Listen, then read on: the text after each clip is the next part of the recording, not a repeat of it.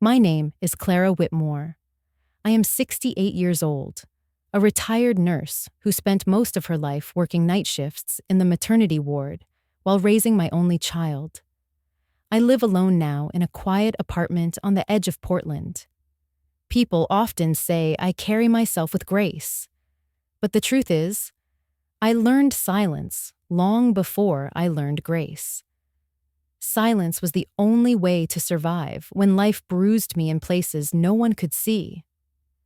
That night, under chandeliers and polished marble, I sat in the corner of a wedding ballroom that shimmered with champagne and laughter.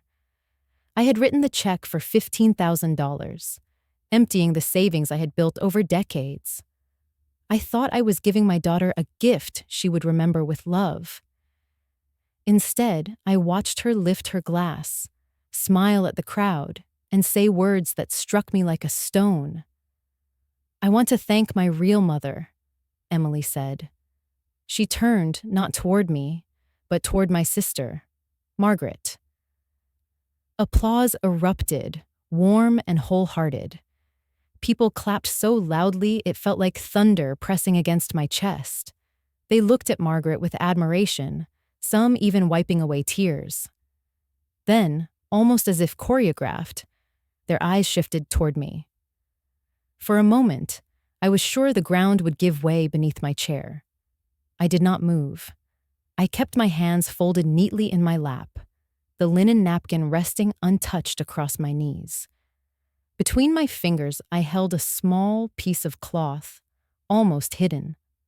A white handkerchief embroidered with the letter E, stitched by my trembling hands when Emily was 5 years old. Back then, she had asked me to sew her initial, and I had stayed up until dawn to make it. That handkerchief had traveled with me through every move, every shift, every lonely holiday. Tonight, it was my shield. Margaret pressed her hand to her chest, pretending to be overwhelmed by Emily's words. She dabbed the corner of her eye like a woman stunned by gratitude. The room applauded again. I heard someone whisper, "That was beautiful," and another murmur, "Such a lucky girl to have a mother like that." They did not know. They did not care to know. And my daughter, the one I had carried on tired shoulders through rainstorms, the one I had sung to when she had fevers, had erased me in a single sentence. I smiled. Not because I was happy, but because silence was the only weapon left to me. Emily leaned against her new husband, radiant in her wedding gown. She kissed his cheek as if the night had no cracks. I wondered if she even noticed me sitting there, tucked in the corner beside the kitchen doors. The orchestra began to play. Guests stood, raising their glasses once more. Margaret was ushered toward the front to join the couple for photographs. I remained where I was, invisible by design. The photographer never once gestured to me. My daughter never once turned back. In that silence, something inside me shifted.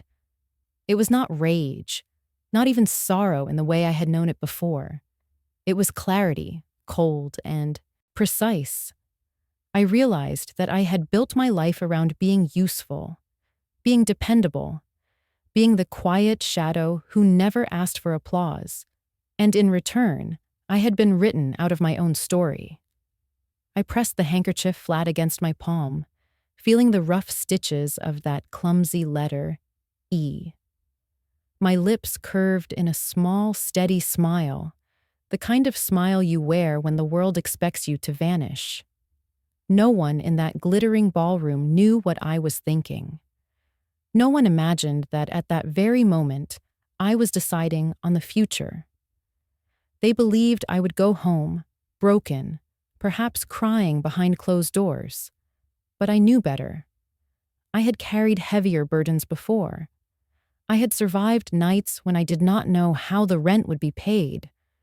Mornings when my daughter begged for things I could not afford.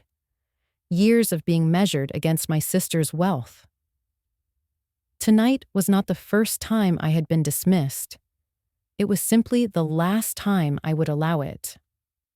I lifted my glass to my lips, though it was empty, and whispered so softly only I could hear, "So this is how it feels to disappear." But disappearing was not the end of my story. In the quiet, beneath the applause, beneath the clinking of crystal and the rustle of gowns, I made a promise to myself. I would not argue. I would not plead. I would not raise my voice. Instead, I would act in the way I had always known best. Quietly. Precisely. With the kind of justice that does not need to announce itself. I smiled once more, holding that handkerchief, and thought, one day soon, Emily will understand what it means to erase someone who never stopped loving her. And with that, the night continued. But I was no longer the same woman who had walked into that room. I was not always the woman who smiled through silence. Once, I was simply Clara May Whitmore, 20 years old, newly married to Richard, a dock worker with hands rough from lifting crates, and a laugh that shook the air like music. We lived in a small rented house with peeling paint, but to me, it was a castle because it was ours. I was young, in love, and certain that the future stretched ahead like an open road lined with possibility. When Emily was born, I thought my heart had grown another chamber.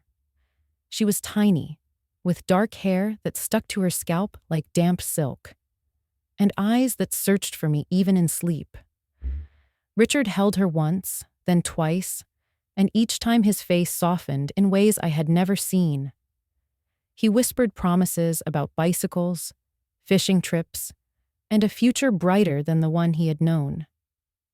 We both believed we had time. But time is cruel. Richard died when Emily was just 7. One wet October morning, he went to work as usual. By evening, a coworker knocked on my door, hat in his hands, eyes lowered. A cable had snapped. There had been no chance to say goodbye.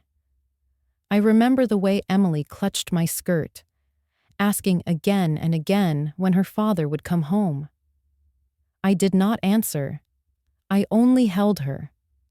From that day, I stopped being a young woman and became a survivor.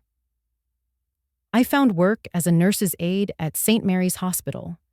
The shifts were long, the pay small, but the work was steady. Nights blurred into mornings. I cleaned rooms, changed sheets, and whispered encouragement to women, bringing new life into the world. While inside me, grief kept gnawing. Emily would sleep on a cot in the staff lounge some nights, her small hand curled around mine, her backpack doubling as a pillow. I told myself that as long as she was beside me, I could endure anything. There were moments of beauty, even in those lean years. I remember making her a birthday cake from day-old bread, sugar, and cocoa powder, singing as if it were a feast. She blew out the candle with eyes wide as if she truly believed magic could make wishes real. I sewed her a red scarf from scraps of fabric, staying up until dawn to finish it. When she wrapped it around her neck, she said, "Mama, you make things out of nothing." Those words kept me alive for years. But Margaret, my sister, lived another kind of life. She had married a banker and moved into a house with manicured lawns and wide bay windows. Her children wore matching clothes, went to summer camps, and spoke of piano lessons and ski trips. Whenever Emily visited, she returned dazzled by the abundance. I tried not to resent Margaret. I told myself she meant well when she sent Emily home with boxes of pastries or fancy, hand-me-down dresses. Yet I noticed how Emily's eyes lingered on Margaret's polished kitchen, how she compared her cousin's toys to her own cardboard castles. Margaret often said things in passing that pierced me more deeply than she knew. "Clara, you work too hard. A child needs comfort, not just sacrifice. Or maybe Emily should spend more weekends here. She seems happier. Each remark landed like a pebble in my shoe, small but impossible to ignore. I wanted to defend myself, to say that love measured itself not in silk sheets, but in sleepless nights, not in grand vacations, but in scraped knees kissed better by weary lips. Instead, I stayed quiet. Silence, I believed, was dignity. Still, Emily began to drift. At school events, Margaret often arrived first, her car gleaming, her smile radiant. Teachers gravitated toward her, mistaking her for Emily's mother until corrected. I stood in the background, hair pulled back, uniform still faintly smelling of antiseptic. I never corrected anyone who assumed wrong. I told myself it did not matter as long as Emily knew the truth. But truth, I learned, can blur in the eyes of a child. Emily once asked, "Mama, why can't we live like Aunt Margaret?" I answered, "Because we live like us." She frowned as if that were a poor excuse. That night, alone in the kitchen, I stitched a small handkerchief with the letter E. It was not jewelry, not a toy, not a luxury. It was proof of my hands, my time, my love. I wanted her to carry a piece of me everywhere. Years passed. Emily grew, tall, quick to laugh, quick to judge. Margaret remained close, always ready with a ride, a dress, or advice Emily seemed to treasure more than mine. I told myself it was normal for daughters to rebel, for teenagers to seek mirrors elsewhere. But deep inside, a fear coiled that my silence, my sacrifices, were becoming invisible. That one day my daughter might forget who held her through the nights when grief made her sob uncontrollably. Looking back now, I can see the threads that led to that wedding night, threads woven from absence and misunderstanding, from comparison and quiet longing. They began in those years when I believed love alone would be enough. I see now that love can be drowned out by applause, by wealth, by appearances. But back then, I still clung to faith. I still believed Emily's heart would always remember where home truly was. I was wrong. After Richard's death, the idea of loving anyone else felt like a betrayal, not only to him, but also to the fragile balance I had built with Emily. Men occasionally tried. A fellow nurse invited me to dinner once, his eyes kind, his voice soft. Another time, a patient's widowed son left flowers at the reception desk with a note. Each time I hesitated, thought about the smell of antiseptic clinging to my clothes, thought about Emily waiting at home with homework spread across the kitchen table, and quietly declined. My life narrowed to two things: my work and my daughter. I picked up double shifts at the hospital. On weekends, I worked at a retirement home, pushing wheelchairs down long corridors, listening to stories of forgotten wars and vanished loves. I never complained. Instead, I measured my worth by Emily's laughter, by the light in her eyes when I managed to buy her a second-hand bicycle or a dress just like the other girls wore. Each small victory felt like proof that I was enough. There were sacrifices no one saw.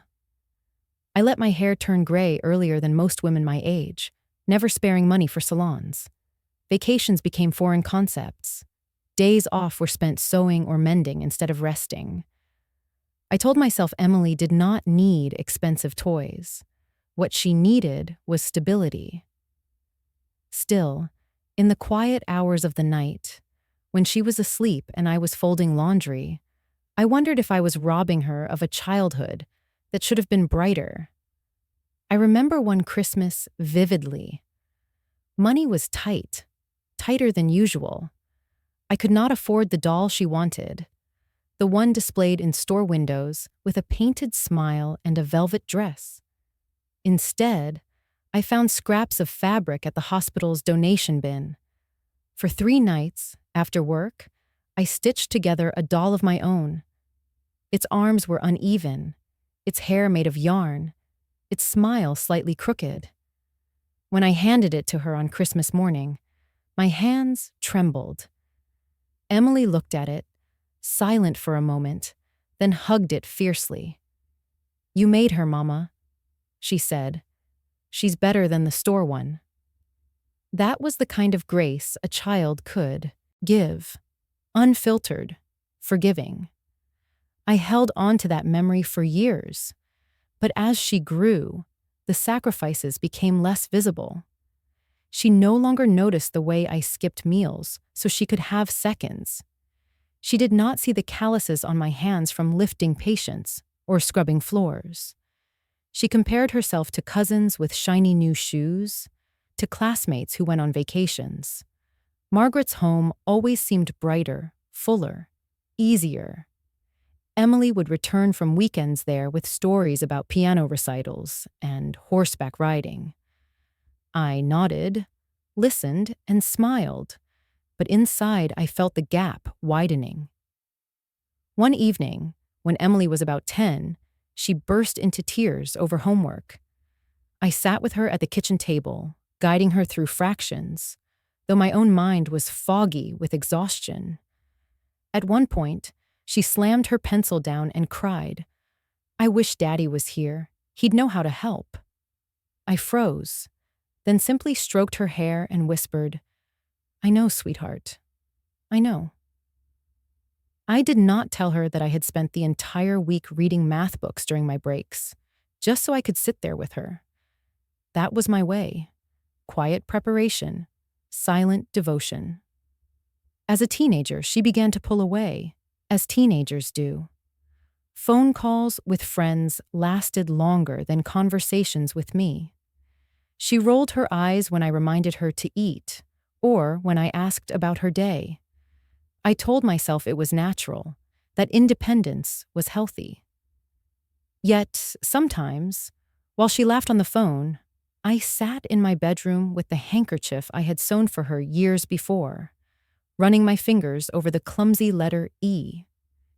It reminded me of a time when my presence was enough. Margaret's presence in Emily's life grew. She offered to take Emily shopping, to guide her through college applications.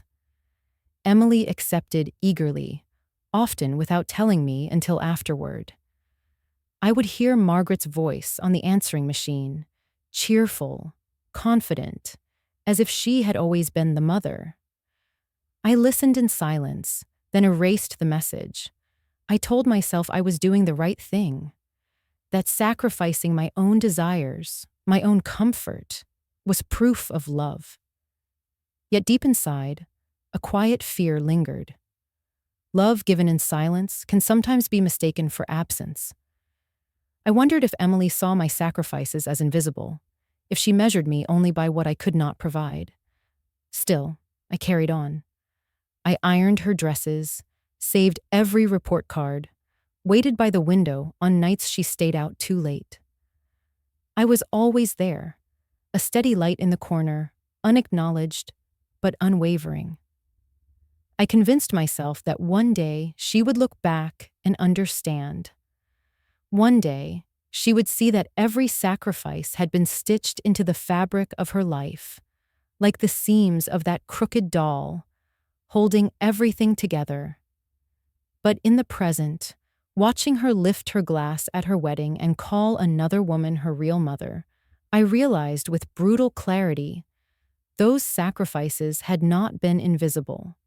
They had been erased. By the time Emily announced her engagement, I had already accepted that I was more observer than participant in her life. She came to my apartment one Sunday afternoon, the kind of pale winter day when the sun hides and the air smells faintly of rain. She did not sit down. Instead, she stood near the window, phone in hand, a diamond sparkling on her finger. His name is Andrew, she said, smiling like the world had shifted in her favor. We're getting married in the fall. I congratulated her, of course.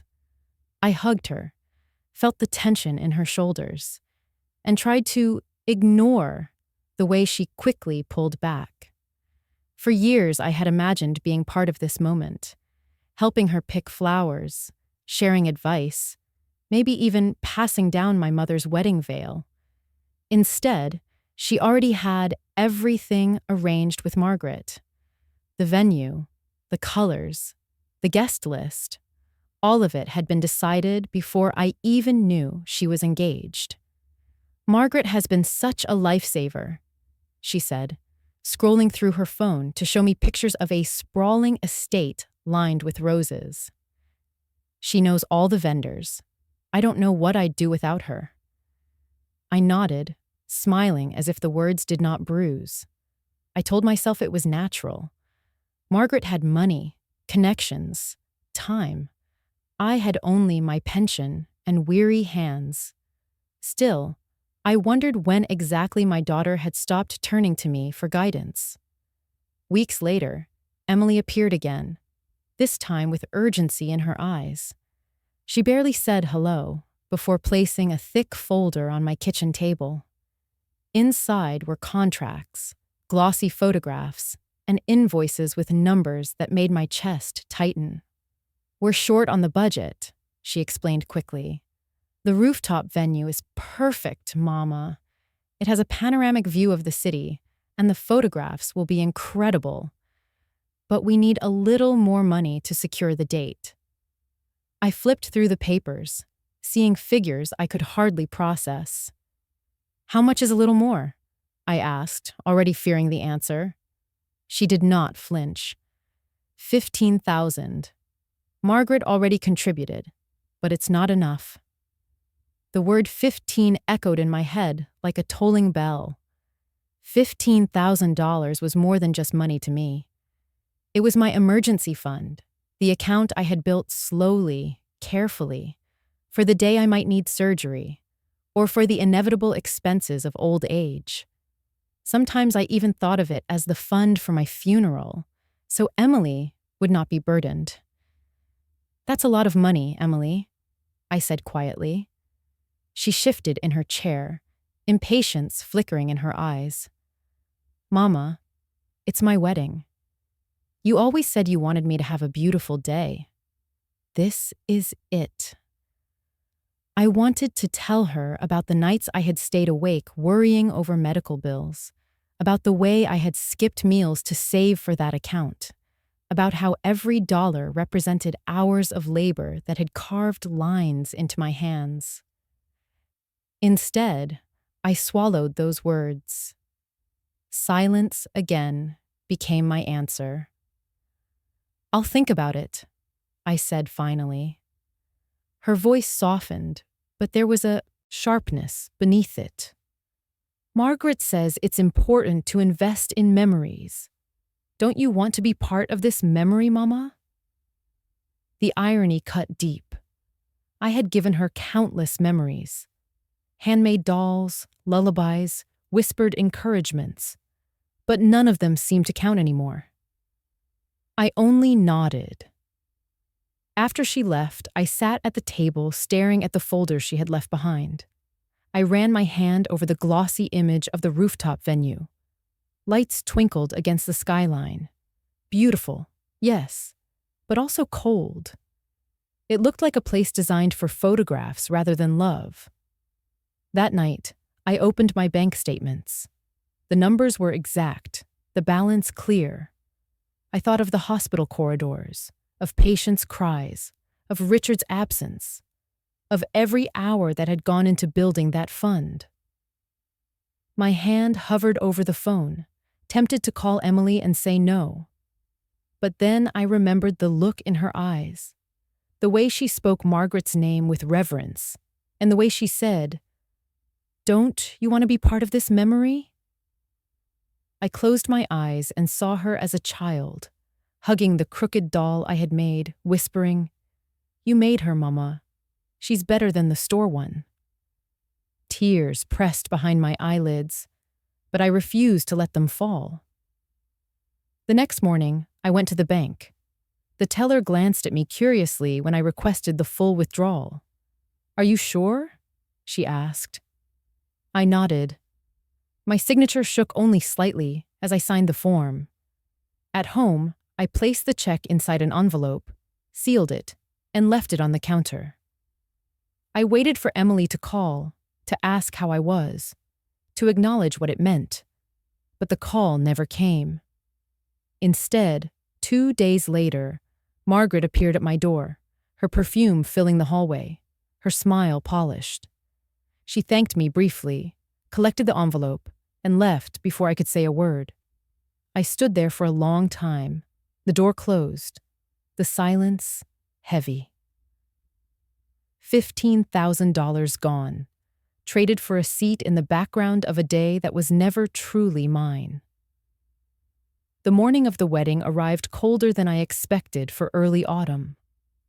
I stood in front of the mirror in my small apartment, smoothing the fabric of the pale blue dress I had chosen weeks earlier. It was not extravagant, not the kind of gown that turned heads, but it was carefully chosen. The saleswoman had said it complemented my skin tone.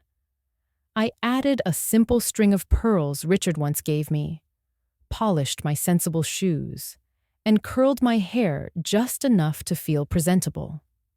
In my hand, I clutched the handkerchief embroidered with the letter E.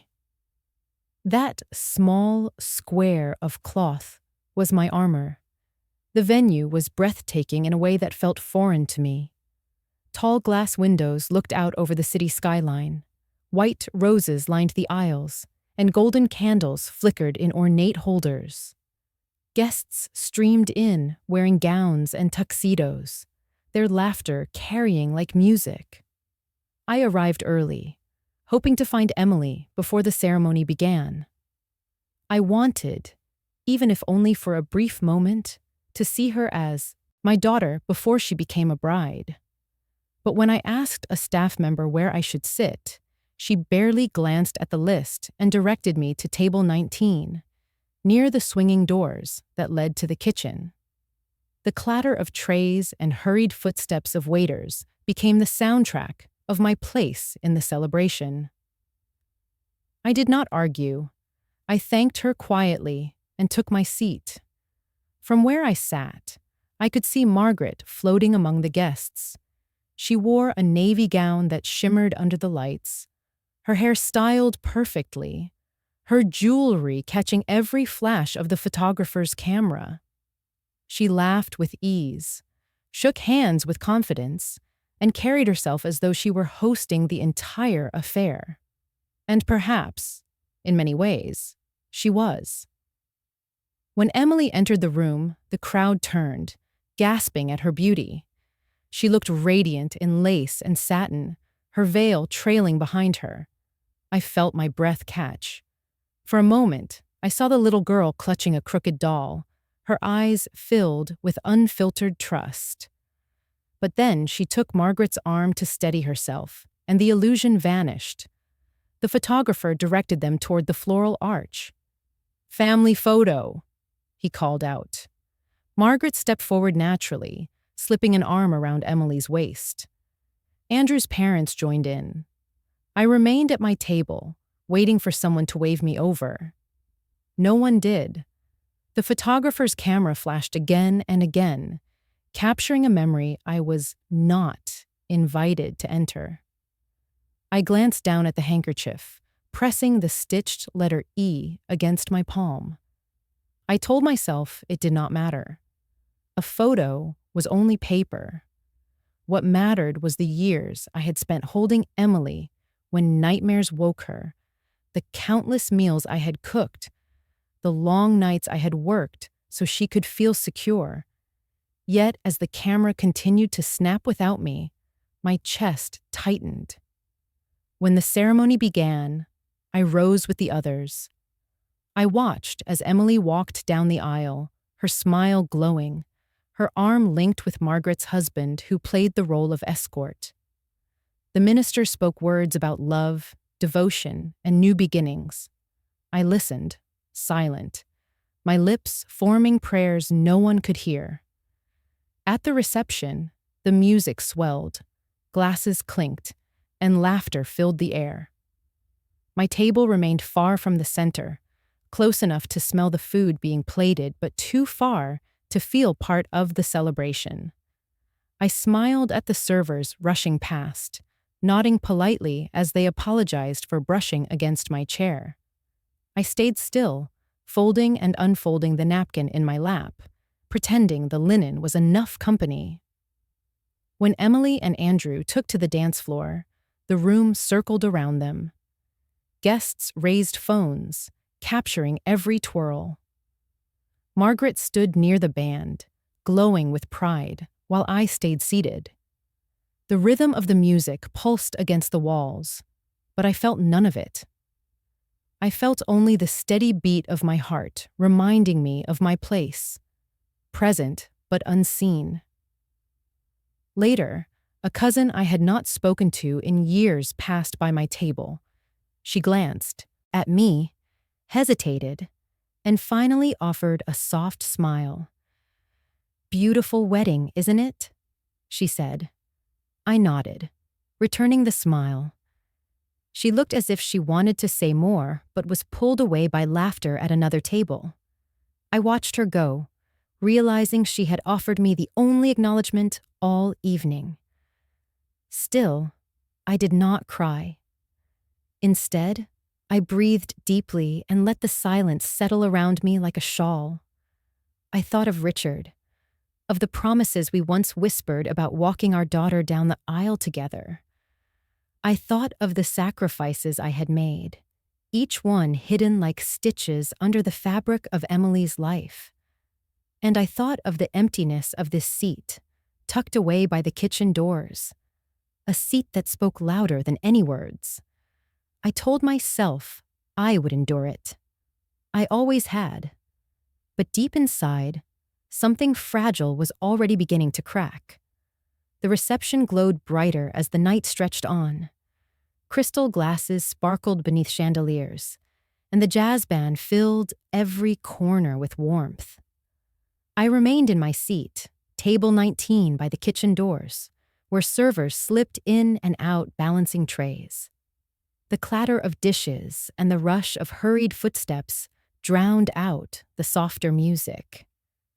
It was not unpleasant. It was simply fitting, the rhythm of where I belonged. Emily and Andrew sat at a raised table, their smiles wide, their hands intertwined as if they were the only two people in the room. Margaret hovered nearby, radiant in her navy gown, the spotlight seeming to follow her as she moved. She laughed, embraced guests, and whispered into Emily's ear with the ease of someone who had earned the role of honored matron. I sat back, quiet, invisible by design or by choice of others. It no longer mattered. Then the sound of a spoon tapping against glass cut through the noise. The room hushed at once, every face turning toward the source. Emily stood, her gown catching the light like a cascade of stars. Andrew slipped an arm around her waist, beaming with pride. She held the microphone with steady hands, her voice clear and sure. "I want to thank everyone for being here tonight," she began. "Your presence means the world to us. This day would not be possible without so much love and support." Guests nodded, smiling, ready for the usual platitudes. But then her voice softened, her eyes sweeping across the room before landing on one figure in particular.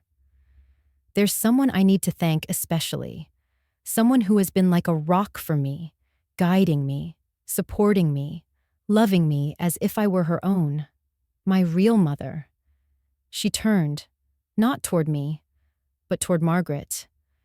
The applause was immediate, swelling like a wave. People rose from their chairs, clapping with such fervor it rattled the glasses. Margaret pressed her hand to her chest, tears shimmering as though rehearsed.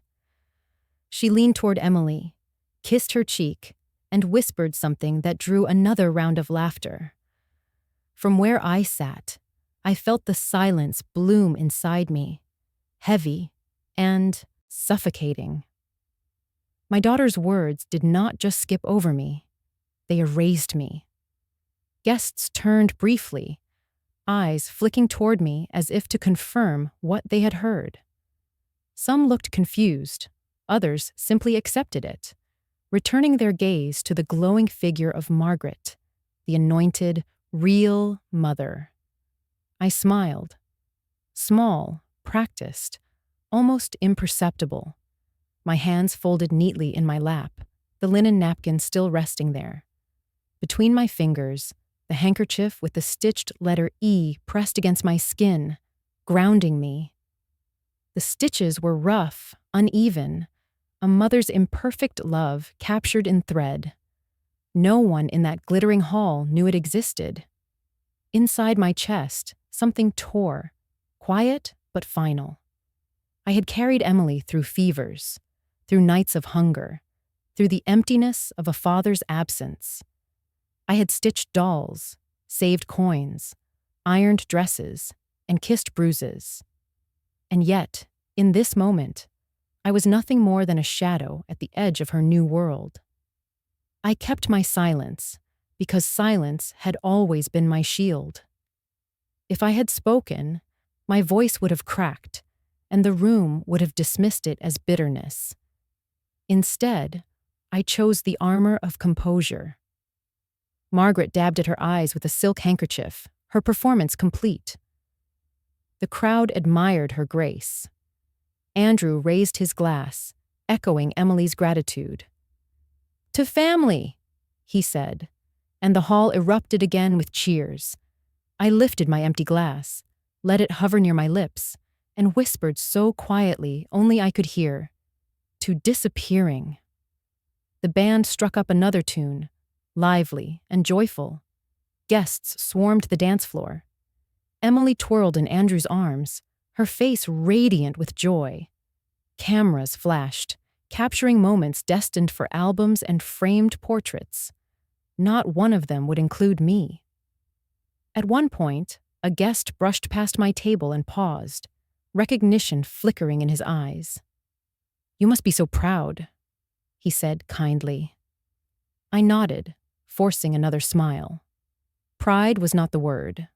What I felt was a hollow ache, a realization that the life I had poured myself into was being rewritten in front of me.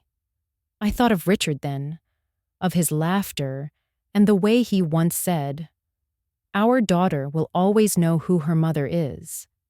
I wondered if he would recognize this scene, or if grief had clouded his faith as much as it had mine. The applause faded, replaced by the rhythm of dancing feet. I remained seated, unmoving, watching the night unfold around me. The world celebrated, and I sat quietly at the edge, holding a piece of cloth no one else remembered. In that silence, I discovered something unexpected. Not rage, not even sorrow, but clarity. I understood that this was not a single wound, but the culmination of years of erasure, of being replaced little by little until there was nothing left to take. So I smiled again, steady and composed, the kind of smile that hides storms. And I promised myself that though I had disappeared tonight, it would not always be so. When I finally returned home that night, the city was already asleep. The streets glistened from a light drizzle, neon signs flickering half-heartedly against the darkness. I carried no bouquet, no wedding favor, no token of the celebration I had helped fund. Only the handkerchief, folded carefully in my pocket, and the dull ache inside my chest. I did not bother turning on the lights when I entered my apartment. The place was as I had left it, quiet, modest, the faint scent of lavender from the candle I had extinguished before leaving. I slipped off my shoes by the door, my legs aching from hours of stillness at that back corner table. The silence that greeted me was heavy, but familiar. I sat on the edge of my bed, still, in the pale blue dress, the pearls cool against my skin. My hands rested in my lap, fingers trembling slightly, the way they had when I first signed the withdrawal slip at the bank. For hours, I had held myself together, face composed, smile steady. Now, in the privacy of my small apartment, the mask could slip. I stared at the floor, then lifted my gaze to the bookshelf across the room. Lined neatly on the middle shelf were photo albums, each one filled with moments I had captured. Emily's first day of school, her birthday parties, the time she dressed as a princess for Halloween. Every page was a reminder of the years I had given her, years now erased by one sentence spoken into a microphone. My eyes drifted to the hallway closet. I knew what was inside, though I had not opened it in years. Slowly, as if pulled by something inevitable, I rose and crossed the room.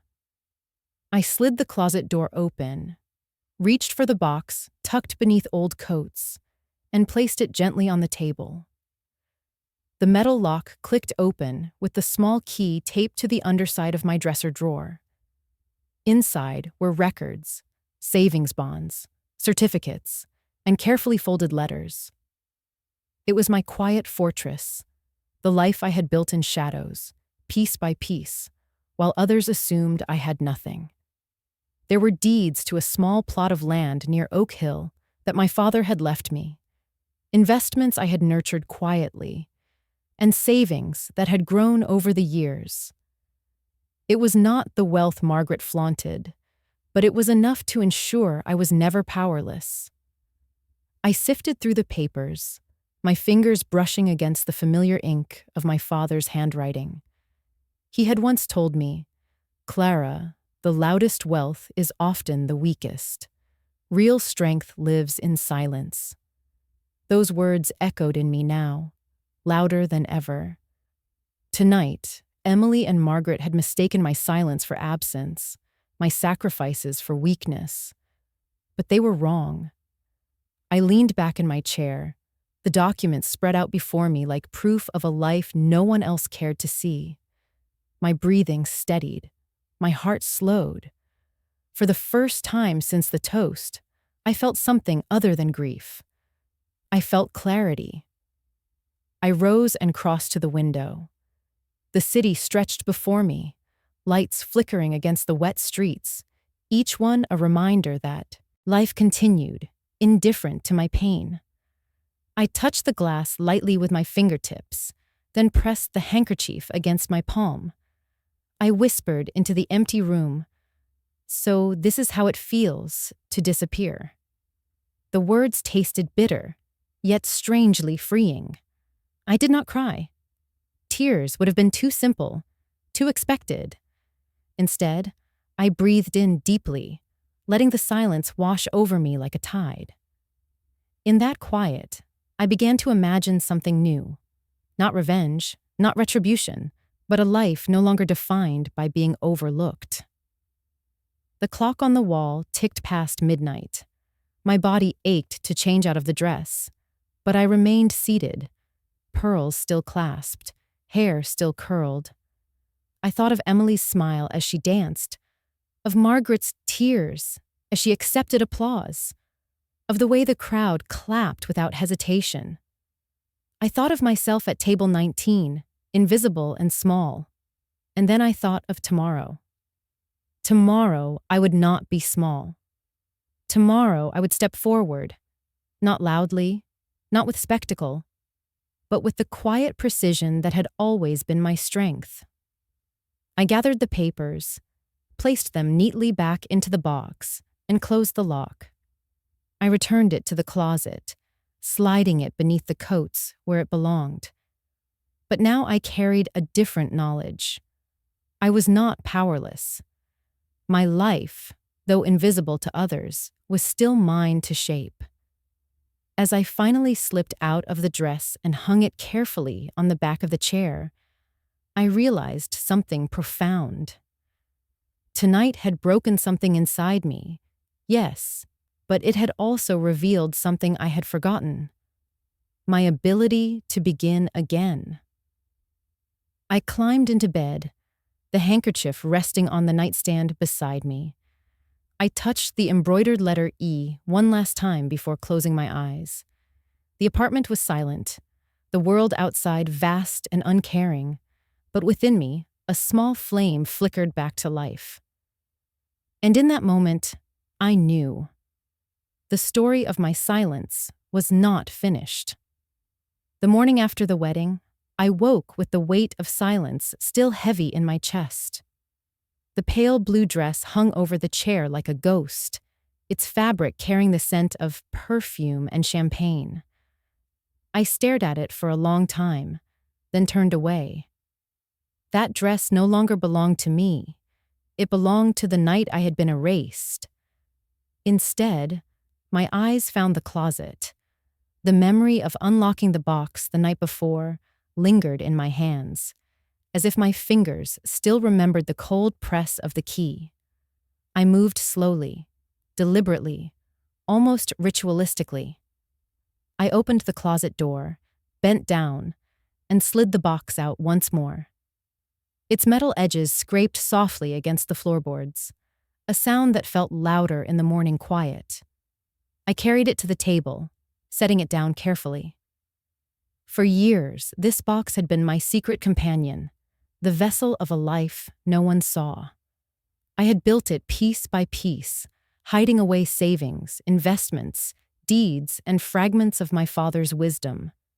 Whenever Margaret flaunted her wealth or Emily looked at me with disappointment, I reminded myself of the box.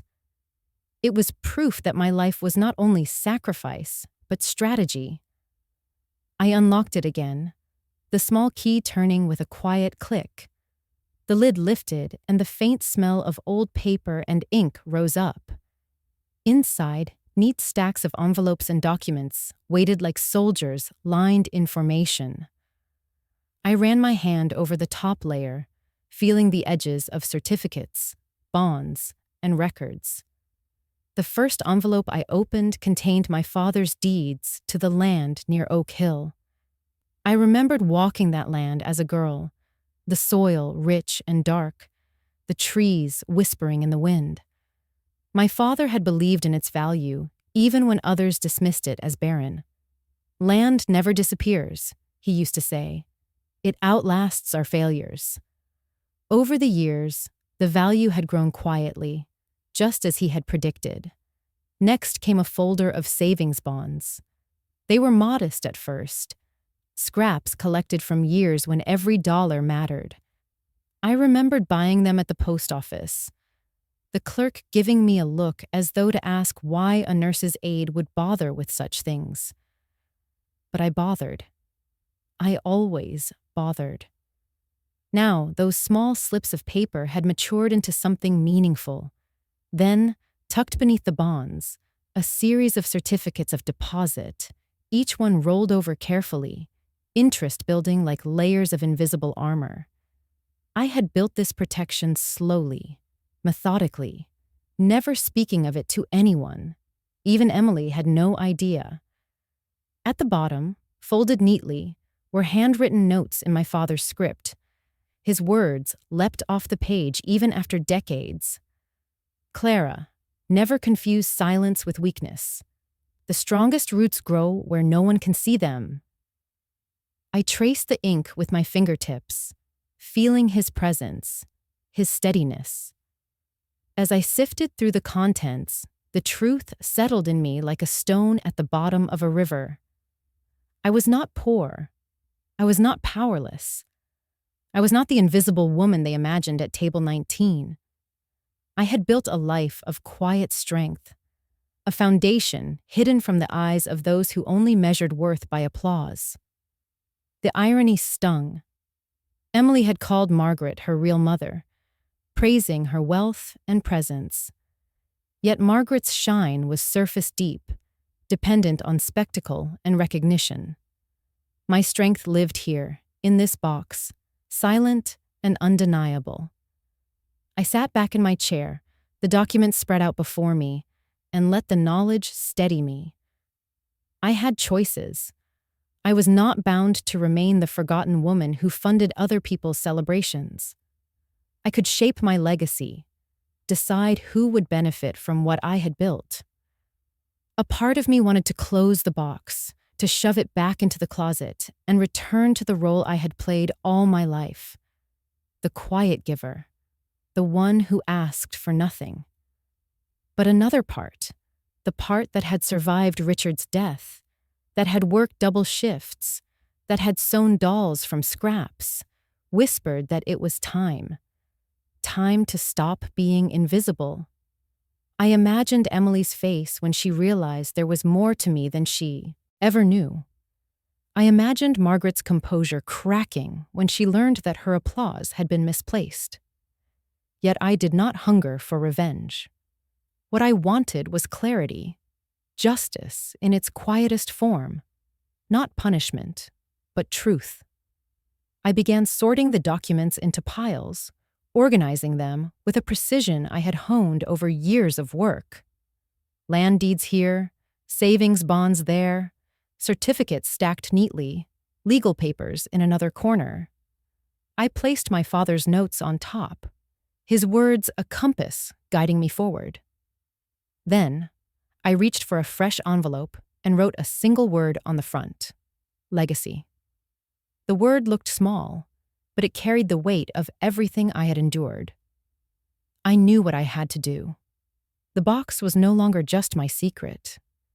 It was the key to reclaiming myself, to ensuring that the story of Clara Whitmore would not be written by others. As the morning sun crept across the table, casting light over the papers, I felt a calm I had not known in years. My life had been built in silence, but now that silence would speak louder than applause ever could. I closed the box gently, locked it, and placed the key back under the dresser drawer. But this time, I did not feel like I was hiding. I felt like I was preparing. 2 days after the wedding, I found myself standing in front of a brick building I had not visited in nearly a decade. The brass plaque near the door still bore the name of the law office: Harland and Associates. My father's lawyer, Mr. Harland, had guided me through the paperwork of his estate all those years ago. I remembered his calm voice, his patient explanations, and the way he treated me with respect, even when I felt overwhelmed. I stepped inside, my small handbag clutched tightly against my side. The receptionist greeted me politely, her eyes flicking briefly over my modest clothes, before softening into professional courtesy. "Do you have an appointment?" she asked. "Yes," I replied. "Clara Whitmore, 9:30. She nodded and motioned me toward the waiting area. I sat down, smoothing my skirt, my heart beating faster than I wanted to admit. I had spent my life making decisions alone: financial, medical, emotional. But this decision felt different. This was not about survival. This was about reclaiming myself. A door opened, and there he was. Older, grayer, but unmistakably the same. Mr. Harland's frame had thinned, his shoulders slightly stooped, but his eyes still carried that steady light. "Clara," he said warmly, extending a hand. "It's been too long." I rose, shook his hand, and followed him into his office. The room smelled faintly of old books and polished wood. Files were stacked neatly on his desk, alongside a framed photo of his grandchildren. It felt both professional and deeply human. Once we sat down, he leaned back in his chair and studied me carefully. "What brings you here today?" I took a breath. "I need to make changes to my will." He nodded, unsurprised. "Of course. Do you want to add someone? A charity? Or adjust how your assets are divided?" I hesitated, then shook my head. "No. I want to remove someone. For a moment, he said nothing, his pen poised above a notepad. Then he lowered it gently. Your daughter? The words stung, though it was not a question. I nodded slowly. Yes, Emily. He did not pry, did not press for details. Instead, he folded his hands and waited. I found myself speaking anyway, the words pouring out like water breaking through a dam. She stood at her wedding and thanked my sister as her real mother, in front of everyone. I sat there, invisible, after giving everything I had, even the money I saved for emergencies. $15,000, gone, without even a thank you. She erased me with a smile. My voice did not tremble, though my throat tightened. Silence stretched across the office. Finally, Mr. Harlan nodded with quiet understanding. I see. And you've decided? Yes, I said firmly. I want her removed from everything. No accounts, no land, no bonds, nothing. I want the life I built to go somewhere it matters, to people who will not mistake silence for weakness. He leaned forward slightly, his expression thoughtful. Have you considered where you'd like it to go instead? I opened my bag and pulled out the folder I had organized. Inside were notes, names, and clipped articles. Over the years, during my work at the hospital and the retirement home, I had met countless women, single mothers, widows, caretakers, who carried burdens like mine, often without recognition. I had written down their stories, their needs, their resilience. I want to create a small foundation, I explained, for women like me, women who raised children alone, who gave everything quietly, who were overlooked. I don't care if it's large. I just want it to be real. I want it to matter. For the first time, Mr. Harlan smiled. That's noble, Clara. And it's possible. We'll need to establish a trust, draft bylaws, assign trustees. It will take time, but it can be done. I felt something shift inside me, a steadiness, a purpose. Good, I said. Then let's do it. He began jotting notes, asking questions about assets, property, and intentions. I answered with clarity. The deeds, the bonds, the savings, all of it would be transferred into the foundation. Emily's name would not appear on a single line. At one point, he looked up. Are you sure? These decisions are permanent once filed. I held his gaze. I'm sure. I've spent a lifetime giving without acknowledgement. This is not about revenge. It's about truth, and truth is permanent. He nodded again, respect in his eyes. Then let's make it legal. For the next hour, we worked through the details. Papers shuffled, pens scratched, and my signature appeared on line after line. Each stroke of ink felt like a quiet reclamation, a declaration that my life was not invisible, not erased. When it was done, Mr. Harlan closed the folder and placed it neatly on his desk.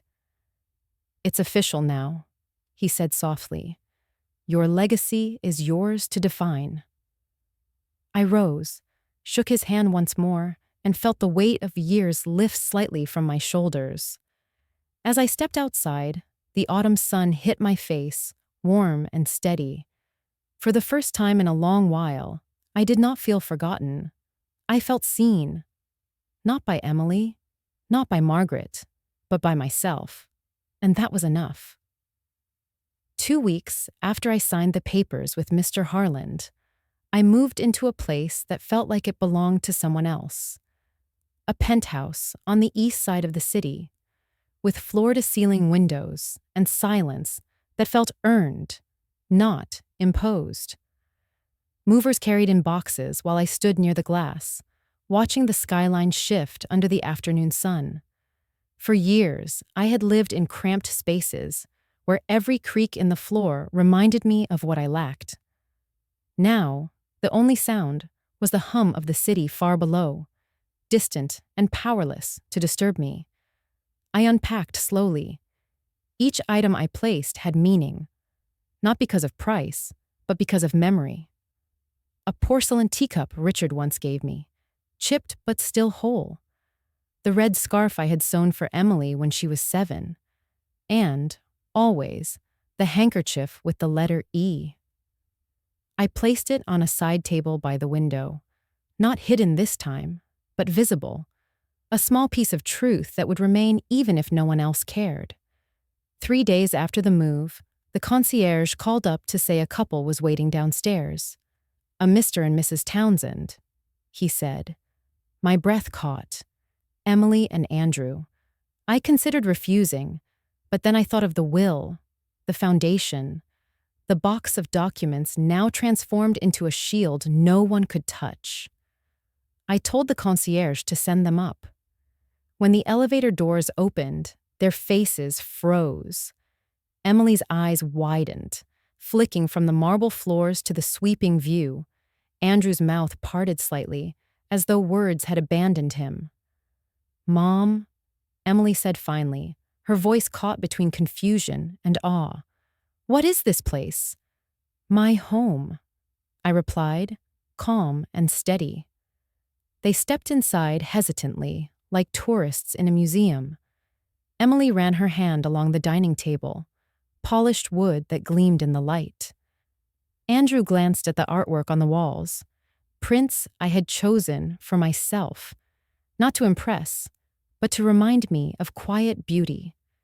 Their presence felt smaller here, their confidence slipping like sand through fingers. I don't understand, Emily whispered. How could you afford this? I poured myself tea, letting the silence stretch. I savored the weight of the cup in my hand before answering. My father taught me to invest. I listened. Andrew frowned, his brow furrowed. Why didn't you ever tell us? I met his gaze, unblinking. You never asked. Emily shifted uncomfortably, her hands clasped together. We thought you were struggling. Margaret said. She stopped, catching herself, but the damage was done. Margaret always said. I placed the cup down gently, the porcelain making the faintest sound against the saucer. Margaret knows only what I allowed her to know, just as you did. They stood in silence, caught in the space between pride and shame. Emily's eyes darted to the handkerchief on the side table, the faint stitching of the letter E catching her attention. She stared at it for a long moment, her lips parting as if to speak, but no words came. I let the quiet work. Silence had always been my weapon, misunderstood as weakness, but sharper than any blade when wielded with intention. They fidgeted, waiting for me to fill the air, to explain, to reassure. I did none of those things. Finally, Andrew cleared his throat. Well, it's impressive. Really. We're happy for you. His voice lacked conviction. Emily stepped closer, her voice soft. Why didn't you share this with me? Why didn't you let me be part of it? A bitter laugh threatened, but I swallowed it. At your wedding, you told the world Margaret was your real mother. Perhaps you should ask her why she never told you about me. Her face flushed, tears glistening at the edges of her eyes. She opened her mouth, but I raised a hand, quiet and firm. It doesn't matter now. I'm not interested in explaining myself to people who only hear me when money is involved. The silence stretched again, heavy, undeniable. I watched as their composure crumbled, the certainty they carried into this room unraveling thread by thread. For the first time in years, the power had shifted.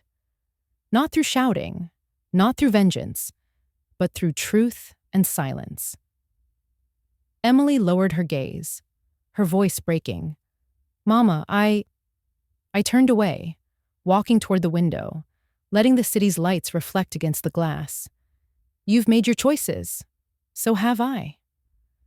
Behind me, I heard the faint shuffle of their steps, the sound of the elevator doors opening once more. They left without another word. I stood at the window long after they were gone, the skyline stretched out like a promise. For the first time in decades, I did not feel like the invisible woman in the corner. I felt present. I felt steady. I felt free. The silence after Emily and Andrew left my apartment lingered for days, but it was not the silence of absence anymore. It was a silence filled with clarity, a silence that belonged to me.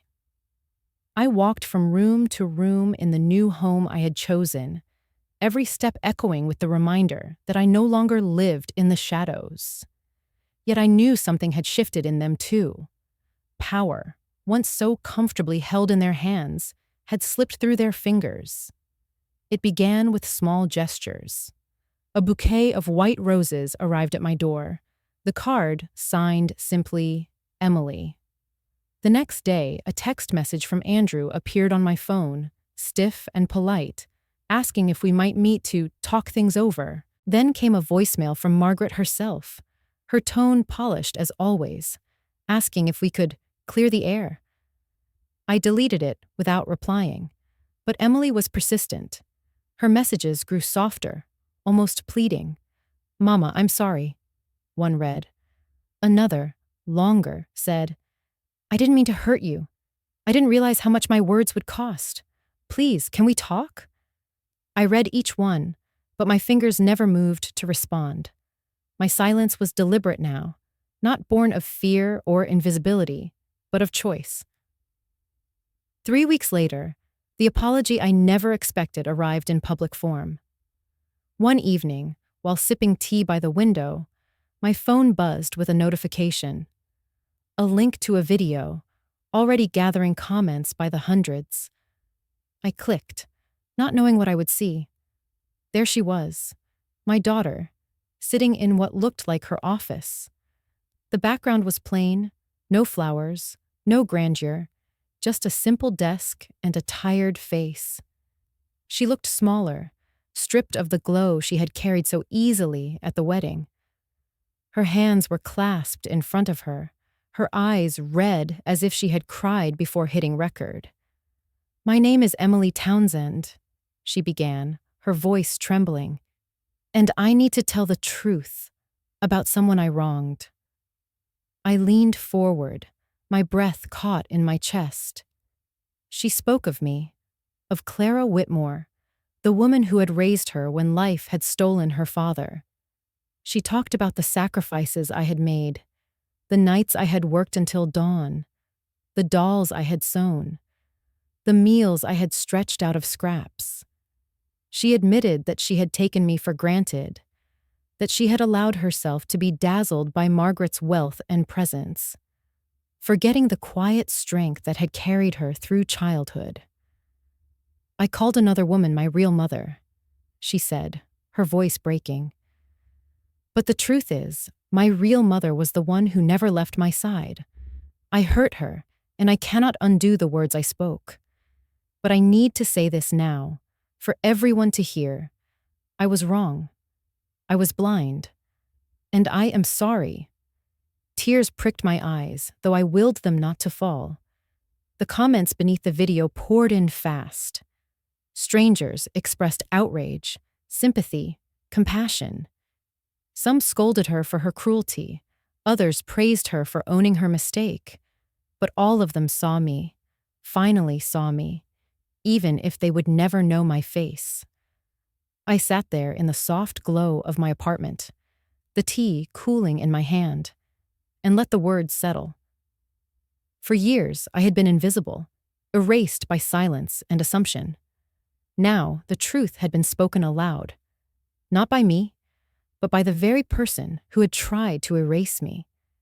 It was not revenge, it was vindication. Yet as I watched, I realized I felt no triumph. What I felt was space. A wide, unexpected space inside me where bitterness could have taken root but did not. I did not need to reply to her video. did not need to post my own. My silence had already spoken. That night, I folded the handkerchief and placed it back on the side table. Its stitches were still uneven, still imperfect, but now they no longer felt like proof of invisibility. They felt like proof of endurance. In the days that followed, more letters and flowers arrived. Emily wrote long messages, recounting memories from her childhood that I had thought she had forgotten. The crooked birthday cake, the red scarf, the nights she had slept beside me in the hospital lounge. She said she had carried those memories deep down, even when she failed to show it. I placed one of her letters in a drawer alongside a photo of her at 5 years old, her gap-toothed smile lighting up the frame. I did not do it to forgive or to forget, but to honor what had been real. She had been my daughter. I had been her mother. That truth could not be erased, no matter what words had been spoken at a wedding toast. And though her public apology had rippled through others' eyes, the only eyes that mattered were mine. I read her words, placed them carefully in the drawer, and then closed it. The sound of wood meeting wood felt like a chapter ending, not with anger, not with reconciliation, but with quiet resolution. After the video of Emily's apology circled through friends, neighbors, and even strangers online, my phone would not stop buzzing. Some messages came from people I had not spoken to in decades, offering sympathy or sharing stories of their own children who had wounded them. Others came from acquaintances who admitted they had always wondered how I managed to raise a daughter alone. I read each one quietly, setting the phone aside afterward. Gratitude was there, yes, but also exhaustion. Recognition, though welcome, did not erase the years of silence I had lived through. I began to realize something simple but undeniable. I no longer wanted to live in this city. The skyline outside my penthouse window, once a promise of freedom, now felt like a backdrop to a story I no longer wished to tell. Every corner held echoes of Margaret's laughter, Emily's dismissals, and the quiet sacrifices I had hidden. It was time to leave. Seattle had always lived in the back of my mind. Cool air, salt water, the memory of a college friend who once invited me to visit. I had declined then, tied down by work and duty. But now, with my affairs in order and my legacy secured, I could feel the pull of the Pacific Northwest like a tide. It whispered of renewal, of a place where my name carried no weight, where I would not be known as Emily's mother or Margaret's sister, just Clara. So I began to prepare. I bought sturdy boxes and packing tape, stacking them neatly by the door. Each day I filled a few more, careful and deliberate. The porcelain teacup Richard had given me, wrapped gently in paper. The photo albums, tucked into a crate labeled Memories. My clothes, folded and packed with efficiency. Even the pearls I had worn to the wedding, slipped into a small velvet pouch. As I packed, I found myself sifting through layers of my own life. There were objects I had carried for decades, items so entwined with survival they felt like extensions of myself. An old pair of nursing shoes, soles worn thin from double shifts. A tin box of recipes written in fading ink. A scarf Emily had left behind when she was 12, still smelling faintly of lavender soap. Each item asked a question. Take it or leave it. I did not keep everything. Some things I let go, placing them gently in bags for donation. The nursing shoes, the tin box, even the scarf. They had served their purpose. My hands lingered on them for a moment before setting them aside. A quiet thank you whispered under my breath. but the handkerchief with the letter E, that I kept.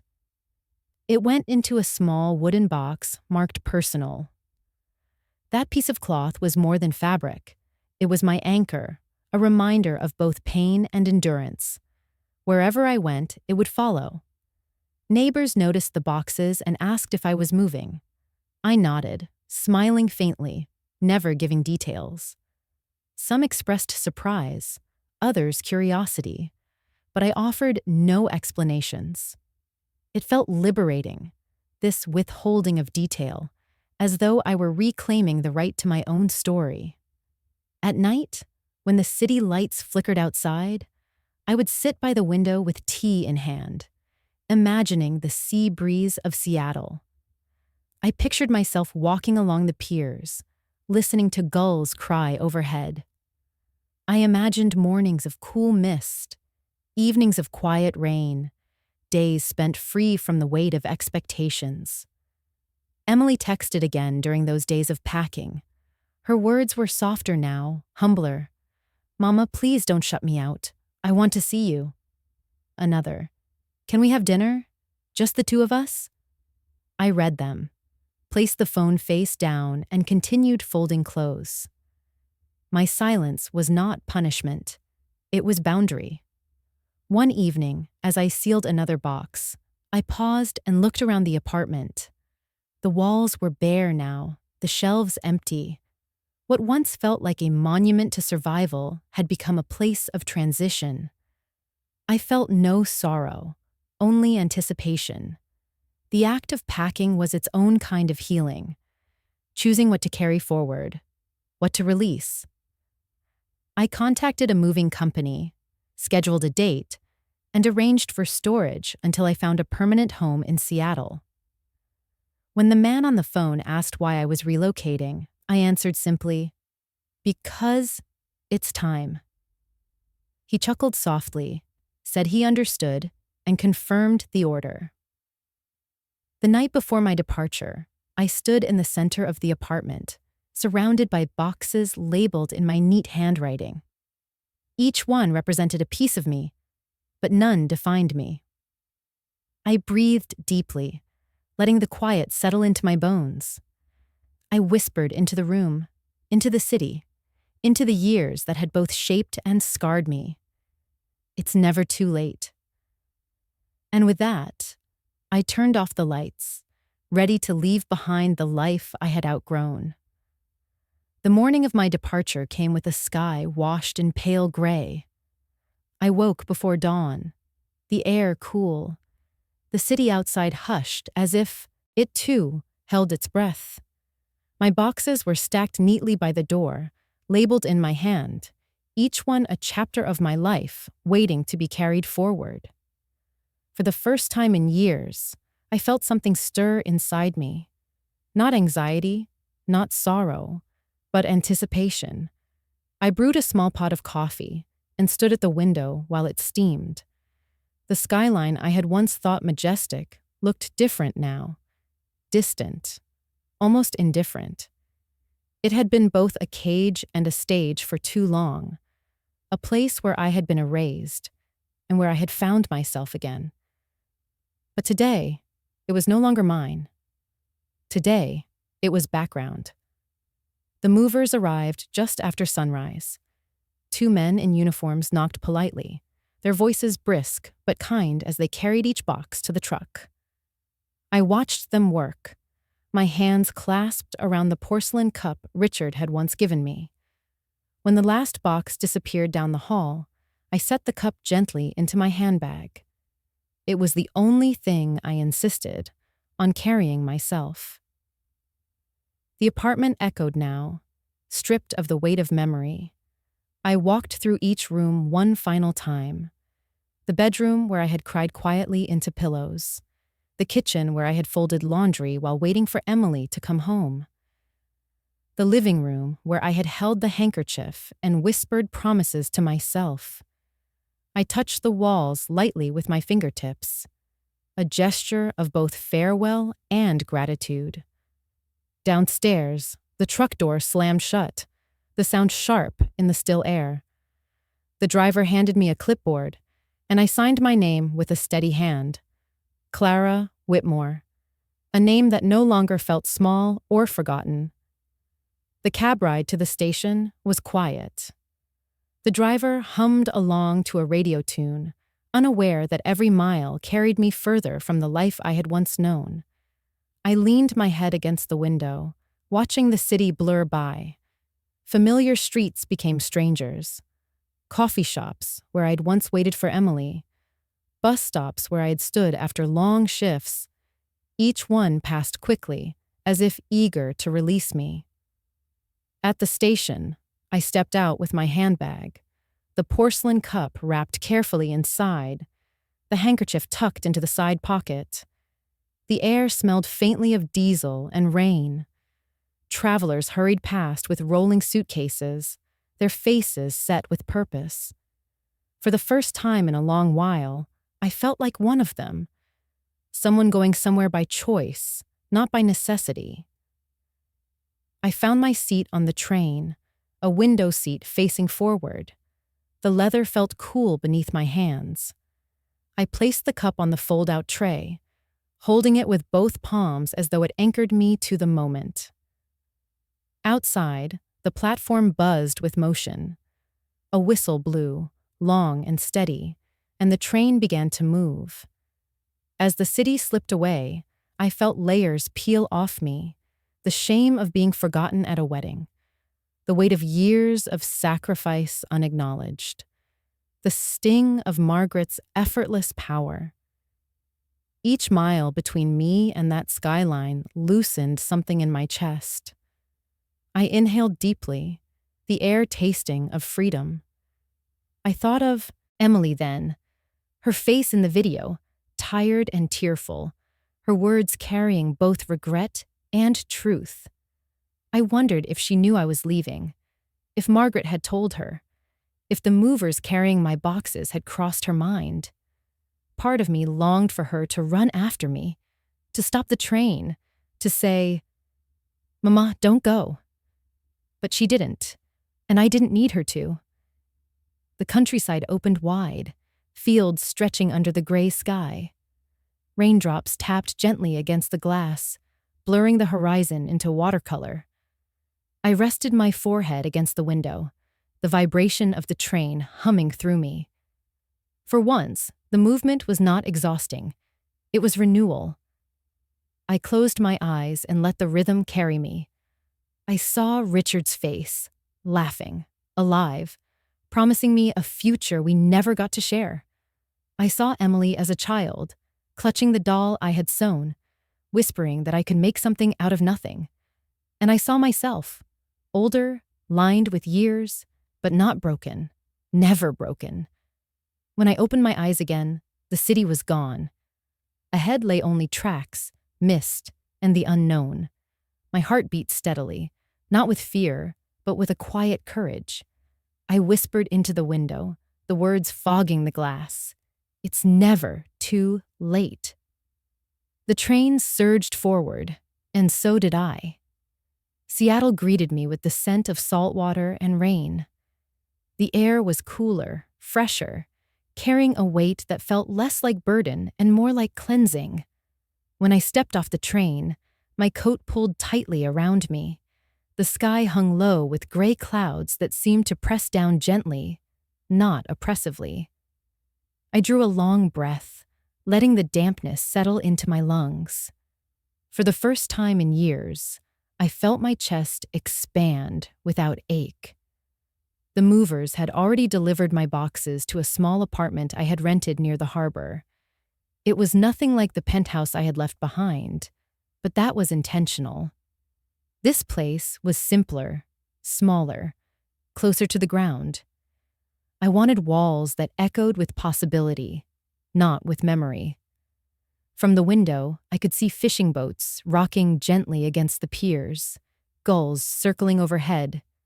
Their cries were sharp and wild, a reminder that life existed outside of ballrooms and family dramas. Unpacking became a ritual. I stacked books on shelves, folded linens into neat piles, placed the porcelain cup in the kitchen cabinet. On the nightstand, I set the handkerchief with the letter E. Its stitches looked even more uneven in the cool Seattle light, but I no longer saw them as clumsy. I saw them as proof. Imperfect love was still love.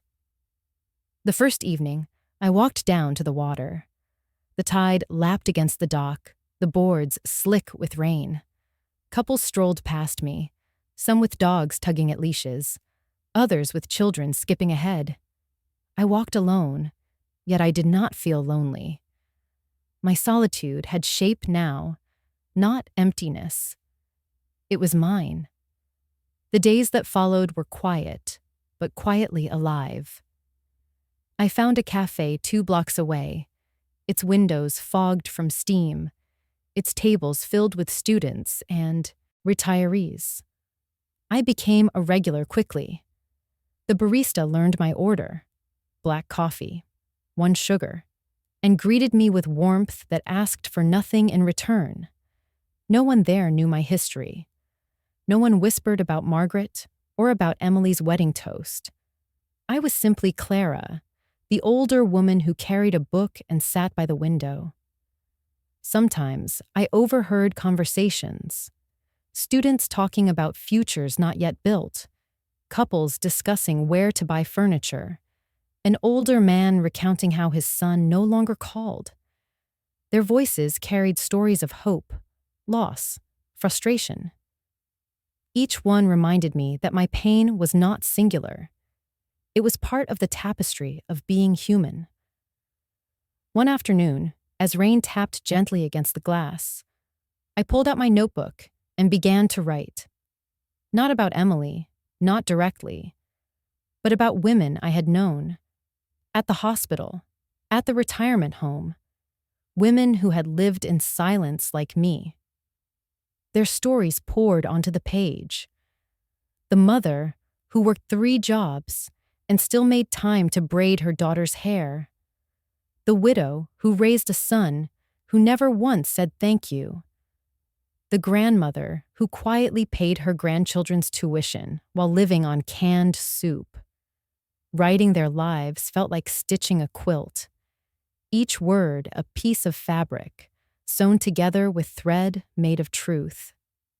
At night, I dreamed differently. No longer of standing in corners at weddings, but of walking open streets where no one asked me to vanish.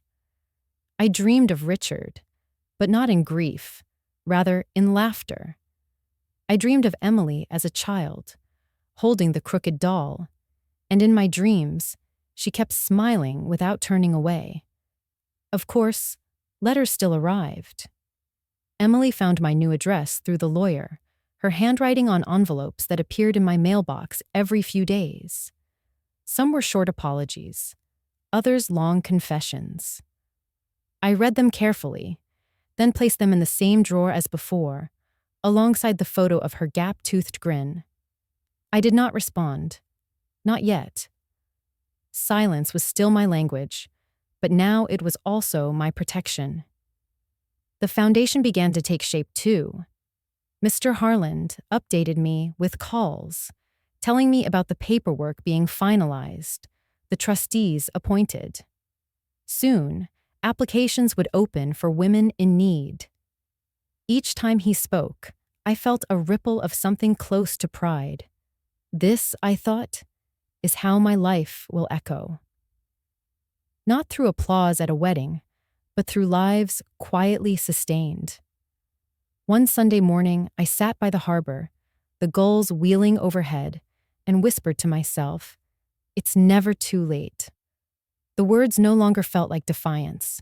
They felt like truth.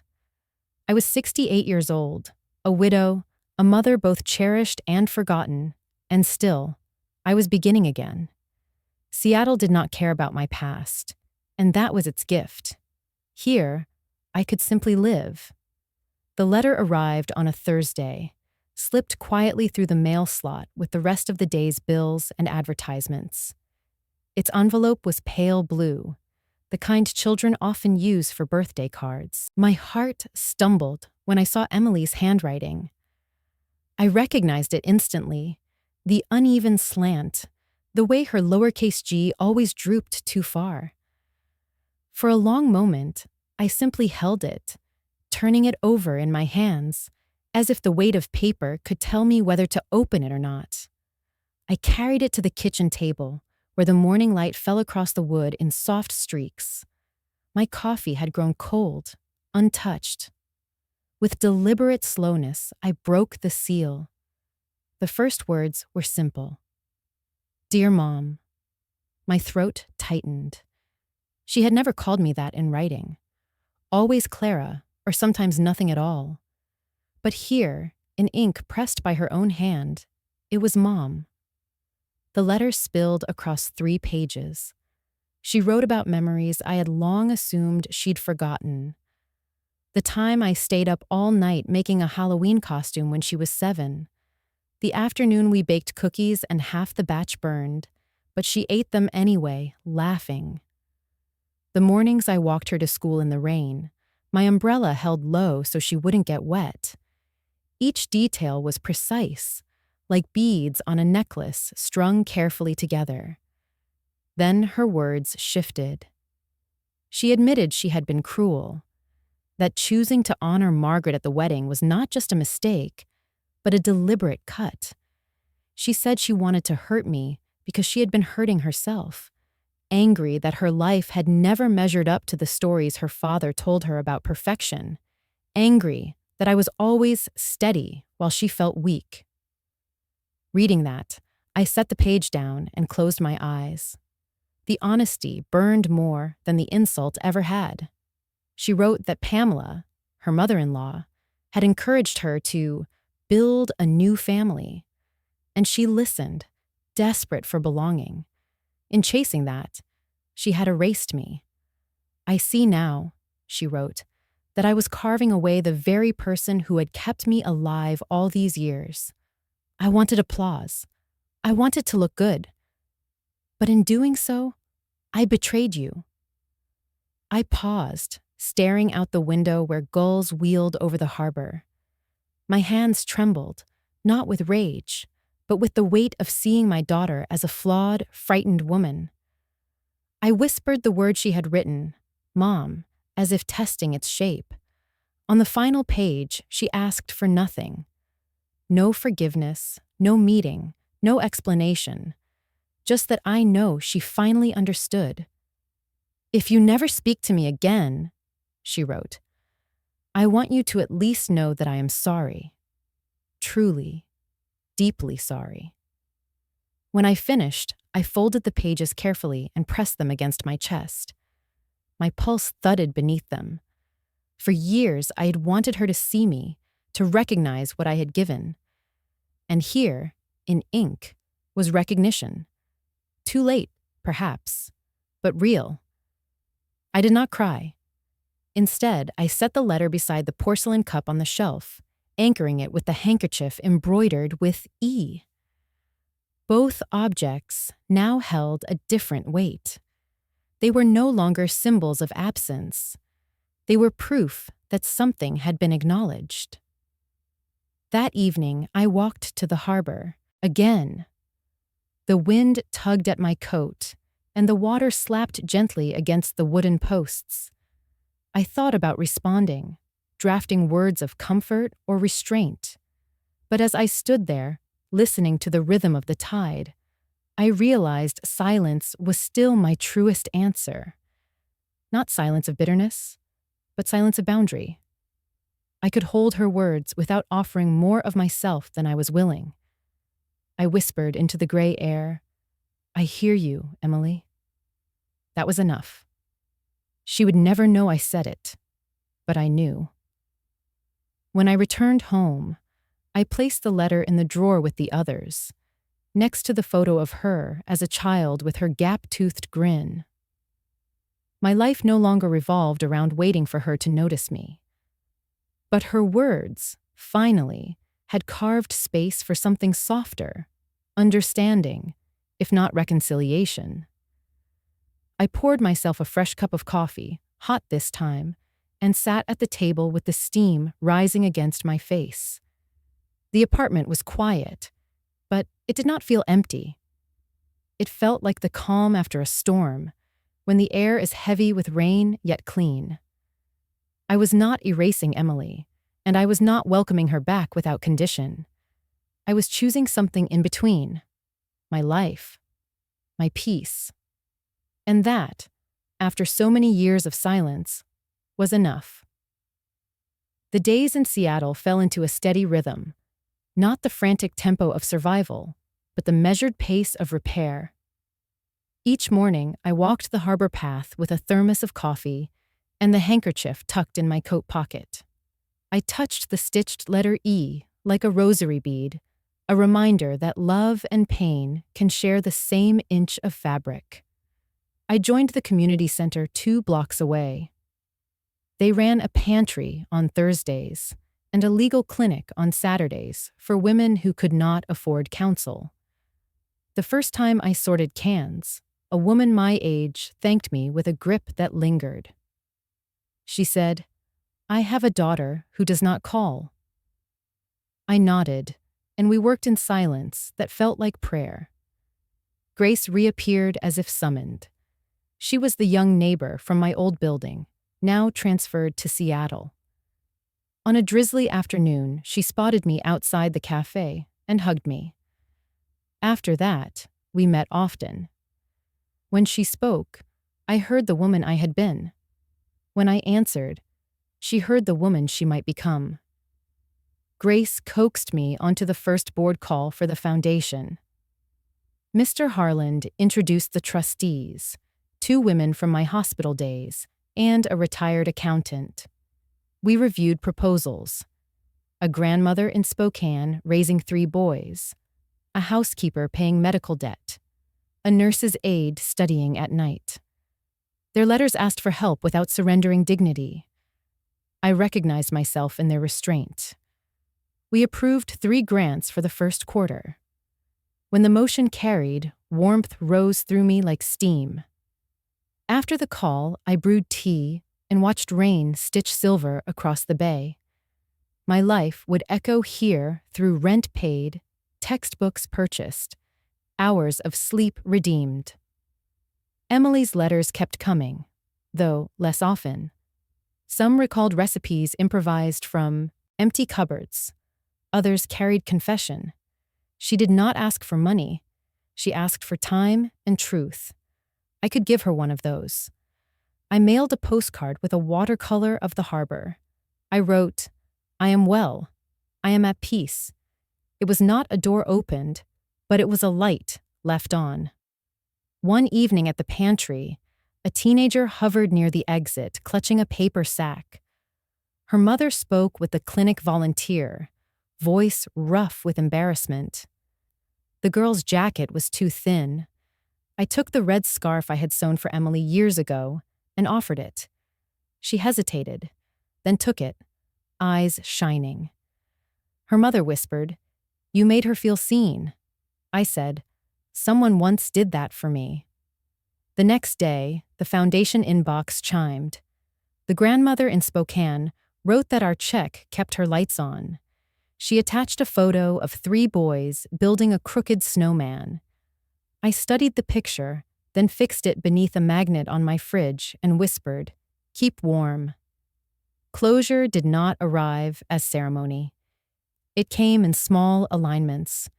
The ease in my shoulders when I woke. The relief of sitting at a cafe table without feeling unseen. It came in knowing I could love my daughter without placing my life on the altar of her recognition. On a rainy afternoon, I walked the piers until my shoes soaked through. At the end of the dock, I faced the city and said, "It is never too late." The words did not ring with defiance. They rang with acceptance. They belonged to a woman who had learned that survival is not the same as a life, that a boundary is a kind of love, that silence can be a voice. That night, I wrote in my notebook. I copied my father's maxim. The loudest wealth is often the weakest.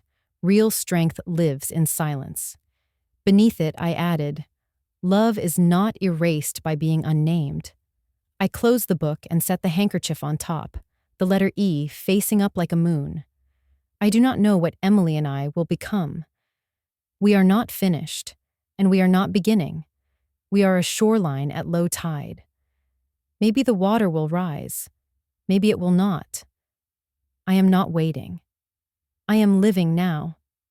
In the morning, I will return to the pantry, pour coffee, and slice bread for the line.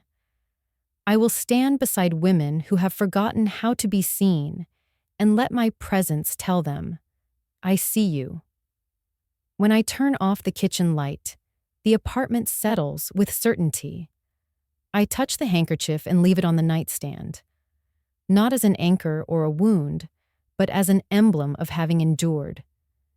Then I lie down and let the rain keep time on the window. My silence has changed key. It is no longer a dirge, but a steady hum carrying me into sleep. Morning came quiet and clean. I brewed coffee, set the handkerchief beside the cup, and was tying my shoes for the pantry when the buzzer rang. The voice on the intercom was crisp. Clara, it's Margaret. I stood still. People like Margaret are rarely denied what they want. I pressed the button. Come up.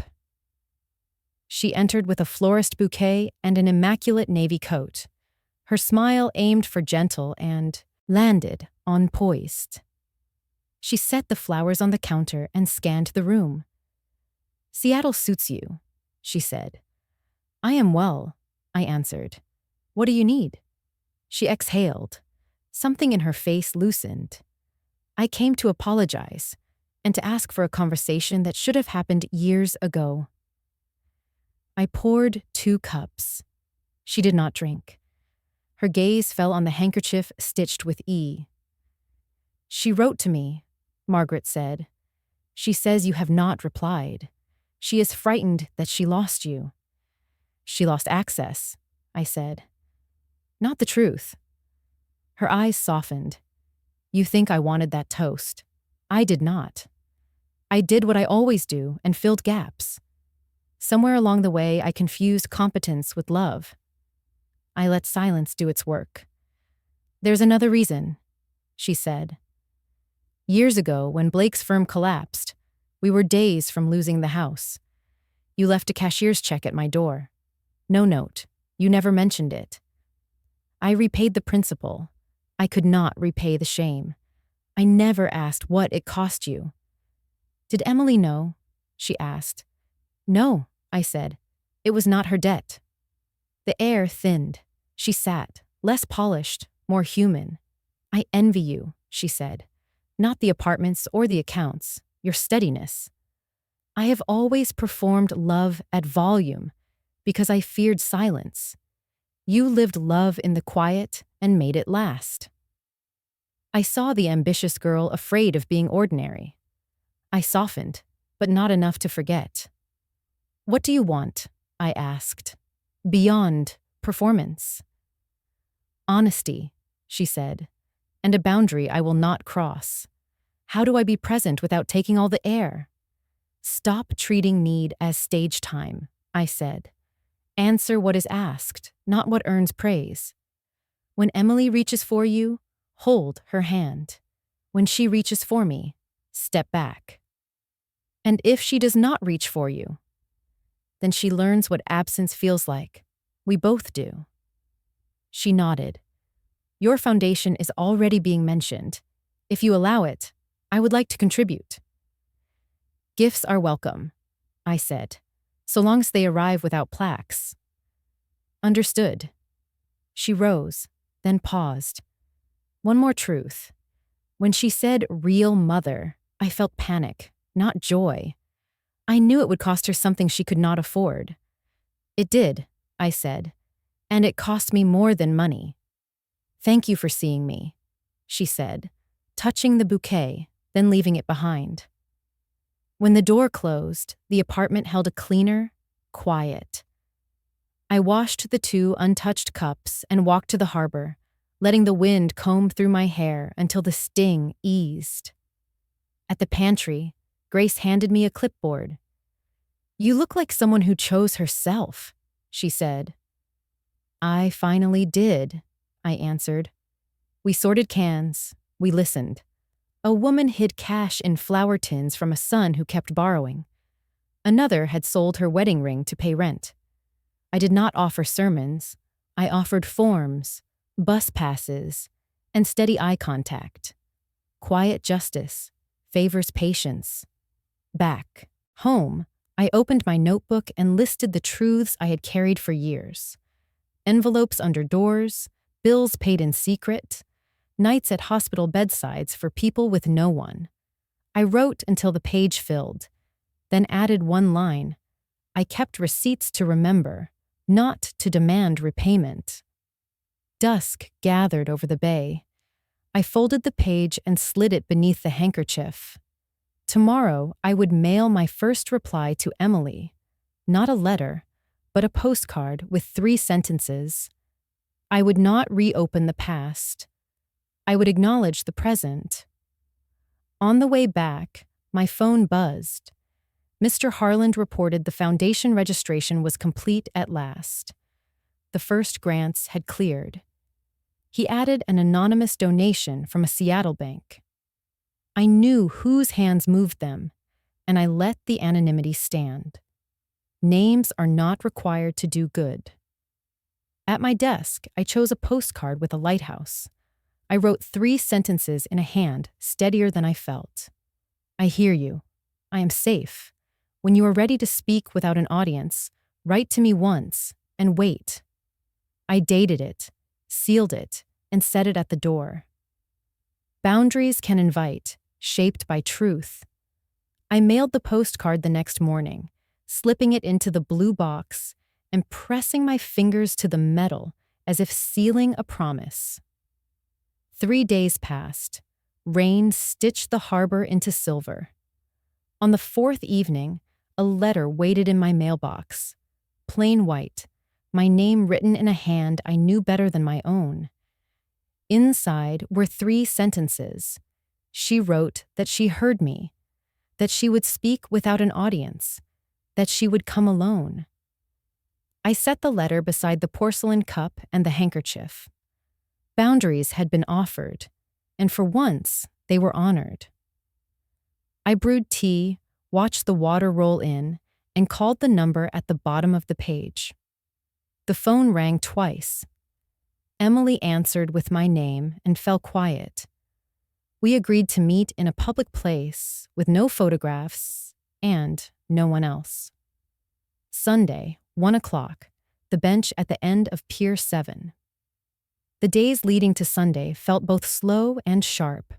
I worked the pantry, stocked shelves, and taught a new volunteer to log deliveries. Grace walked me home under her umbrella. You do not owe a performance, she said. Decide what you can give and give only that. On Saturday night, I laid out my clothes.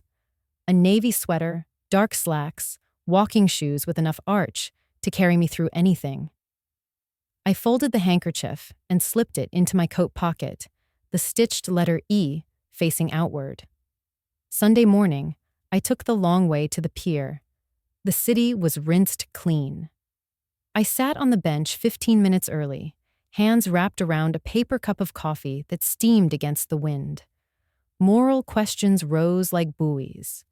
If a child cuts a mother from her story, must the mother write the child back in? If forgiveness heals the forgiver, must it include reunion?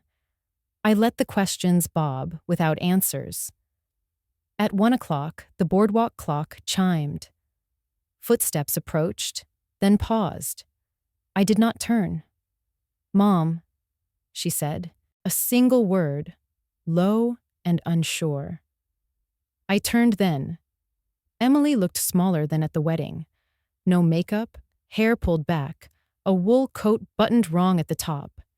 She sat at the other end of the bench and left a space between us, wide enough to hold a history. For a while, we listened to the harbor. I read about your foundation, she said at last. The first grants went out. I nodded. I want to donate, but not in my name. I want to do it right. She lifted her hands. I came without Margaret. Andrew does not know I am here. The wind pushed a strand of hair across her cheek. She did not brush it away. I hurt you in public, she said. I am here in private because the truth should not have to share a stage. Her eyes dropped to my hands. Is that the handkerchief you made for me? I nodded. I remember it smelled like soap for weeks, she said. I let silence speak first. Then I asked the only question I needed. What do you want from me today? She closed her eyes, then opened them as if setting a bone. I want to tell you the truth and accept your answer. If your answer is no, I will carry it. If later, I will wait. If yes, I will treat yes like a vow. She took a breath. At the wedding, I wanted to be the kind of woman who never feels small. Margaret's attention made me feel tall. I did not realize I was borrowing height by cutting you down. She looked at the water. I am ashamed. Not for show. Ashamed in the way that keeps you awake at 3 a.m. I felt the handkerchief under my palm. I cannot return to what we were, I said, but I can consider what we might be. She nodded, not in relief, but understanding. Tell me what boundary looks like, she said. I will meet you there. We set the first terms like stones. No public posts, no surprise visits, letters first, then calls, then meetings. We would not discuss money. We would choose small, repeatable kindness over grand gestures. We would let time do what force cannot. When she stood to leave, she hesitated. Do you want me to walk you home? I shook my head. Today, you will walk yourself, I said. So will I. She smiled then. Not the smile of a bride or a performer, the smile of a person learning to be ordinary. She walked away, steps steady, coat still buttoned wrong. I stayed on the bench until my coffee cooled and the tide turned. The water ran back, and I let the moment hold me. 2 weeks after the meeting at Pier 7, life moved with a gentler tide. I kept my routine, coffee at the cafe, mornings at the pantry, evenings writing notes for the foundation. Boundaries held without effort. I did not wait for a letter. I did not rehearse a speech. I let the quiet do what it does best, which is make room for what is true. A small brown parcel arrived on a Tuesday. Unremarkable, except for the careful way my name was written. Inside was a cashier's check made out to the Whitmore Foundation for $15,000. The memo line read, "For women who did what you did." Beneath it lay a single photograph. Emily at 6, clutching the crooked doll I had stitched from scraps, her grin missing one front tooth. On the back, in a child's shaky print, it said, "Mom is home." Beneath that, in adult script, she had added, I remember, "She does too." I sat at the table with the photo in my hands until the light shifted across the wood. No triumph rose in me, only a deep, steadying warmth. The check went into my bag. The photo went beneath the magnet on my refrigerator, where the snowman boys from Spokane kept watch. I whispered, "Thank you," not to be heard, but to be said. At the bank, the teller smiled when I endorsed the check. "A gift," she said. "A beginning," I answered. When I stepped back onto the sidewalk, the air smelled like rain and possibility. I walked home the long way. That night, an email from the community center pinged my inbox. New volunteer orientation. Sunday at 9. Pantry and intake desk. At the bottom was a list of names. Near the end, E. Townsend. No note, no flourish. I felt something unclench inside my ribs. Boundaries honored. Work, not spectacle. Sunday came washed in mist. I tied my apron, clipped on a name tag, and showed the new volunteers how to face labels outward and sort by date. 15 minutes in, Emily slipped through the door. No makeup, hair braided, a plain gray sweater. She took a spot at the far table, waited for instruction, and began without greeting. We moved through crates with the easy coordination of people who have folded 1,000 small tasks into muscle memory.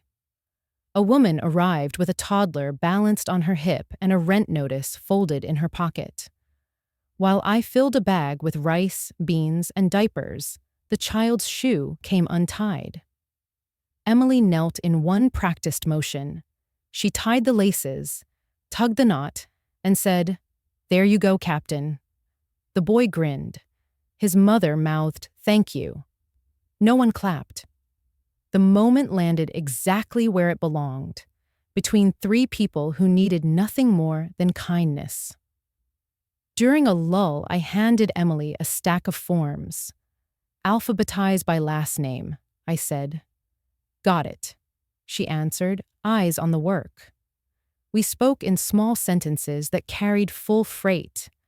When the shift ended, she followed me outside and stood in the soft marine light. She did not reach for a hug. She held out a sealed envelope. "For later," she said. "No rush." I nodded, slipped it into my coat, and we parted. She turned left. I turned right. Both of us walked steadily. At home, I made tea, set the handkerchief beside the cup, and opened the envelope. Inside was a notarized letter stating that she would make no claim on my estate now or in the future, that any gifts she offered me would be gifts and not investments, that all future support would be directed to the foundation unless I asked otherwise. At the bottom, she had written one sentence by hand. "I will learn to love in a voice that does not drown out yours." I read it twice, then slid the letter under the photograph on the refrigerator. The two documents did not cancel each other. Together, they made a chord I had been waiting years to hear. Not performance, not punishment. Alignment. Near dusk, Margaret called. She left a brief message. A donation was sent. I hope it helps. No plaque. I pressed delete and smiled. A new language was forming around me. Fewer adjectives, more verbs. I opened my notebook and wrote the day's ledger. 1 cashier's check, 8 bags packed, 1 shoe tied, 1 boundary kept.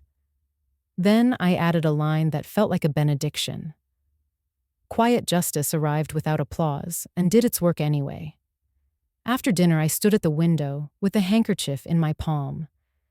The stitched E was frayed, but it held. Beyond the glass, the harbor lights came on one by one, small and stubborn against the gray. I did not feel owed. I did not feel erased. I felt placed. Tomorrow, the foundation would announce the second round of grants. I would read names and think of faces, and somewhere in that list, a woman would feel the air return to her lungs. That was the only stage I wanted. I folded the handkerchief and set it on the nightstand. Then I turned out the light and let the rain keep time. The grant announcements went out on a Thursday, printed on the new foundation letterhead. I read each name slowly. A janitor in night classes, a home health aide with twins, a grandmother saving for a shy grandson's braces. I signed and sealed the envelopes. Paper against paper sounded like a hymn I had waited years to learn. After lunch, I walked the harbor path. The tide was low. Kelp perfumed the air. Gulls argued, then rose. Rain held off, leaving a light that stitched silver across the water. I carried a handkerchief in my pocket and touched the letter E like a compass. Not proof of loss now, but a talisman for choosing again. Grace met me near the pier with 2 takeout soups. We ate on a bench. Steam rose in ribbons. She asked about grants, and I told her the part that mattered. Money is not applause. It is breath. She nodded, then laughed at a dog chasing a gull. Ordinary joy took up space where sorrow once lived. That night, I wrote to the grandmother in Spokane. I told her a check was on the way, and the snowman picture lived on my fridge. I wrote to the housekeeper paying medical debt. Strength is a spreadsheet. I wrote to the nurse's aide. I learned fractions at a kitchen table so I could help with homework. Emily kept volunteering on Sundays. We worked in parallel. She alphabetized while I checked expiration dates. During a rush, she handed me forms and our fingers brushed. No music swelled, only a note of recognition. She left at end of shift, then texted, "Thank you for letting work be enough." I replied with 2 words, "Keep going." Margaret stayed at the edge like a shoreline, present, visible, not intruding. Anonymous donations continued to land in the foundation account. I approved each one with a steady hand and no need to guess their source. I learned to let good arrive without interrogating its motive. Names are not the only way to be accountable. One afternoon, I took the bus to Oak Hill. The land my father believed in lay quiet under a pale sky. I walked the markers and touched a fur that outlived arguments. I spoke his maxim, "The loudest wealth is the weakest. Strength lives in silence." Then I added mine. Love is not erased by being unnamed. Back in Seattle, I bought a secondhand desk and set my notebook on it. Each morning, I wrote a page, not about what was taken, but about what grows. The pages filled with verbs: walk, cook, call, approve, learn, rest, begin. I did not wait for closure. I made the day and let it stand. One evening, the pantry hosted a community dinner. Long tables ran beneath white lights, pots of chili steamed. A teenager played guitar with focus. I sat beside a woman who had lost her job and her confidence. We ate, then she said, "You remind me of my mother." The words opened a window and let in light. Later that night, I held the handkerchief and considered writing a longer letter to Emily. I decided to send a postcard instead, a picture of the lighthouse I had chosen before. I wrote, "I am here. I am steady. Keep your Sundays." The mailbox clanged as the card slid inside. I walked home without checking my phone. Seattle taught me a gentle discipline. Repair is a practice. Boundaries are practices. Joy, too, is a practice. I watered my plant. I returned my library books on time. I stood in my kitchen and learned a new soup until the flavor was right. None of it was spectacular. All of it was real. On the anniversary of Richard's death, I lit a candle and poured 2 cups of tea. I set one by his photo and the other by my seat, then said the grace we once mumbled. I thanked him for laughter, for our daughter, for the will to keep walking. Grief and gratitude shared the table without argument. Near midnight, I opened the window and let the marine air wash the room. Harbor lights blinked like patient metronomes. I placed the handkerchief on the sill and felt the stitch of the E under my thumb, rough and certain. I spoke the sentence that has become my benediction. It is never too late. I will keep saying it until it lives in my bones daily. If you listen with the ache of being unseen, take this like a folded map. Choose one boundary, one kindness, one breath that is yours. Tell me, if you want, how you learn to stand, where it still hurts, what you will begin tomorrow. I will be here, steady as water, reading your story while writing mine.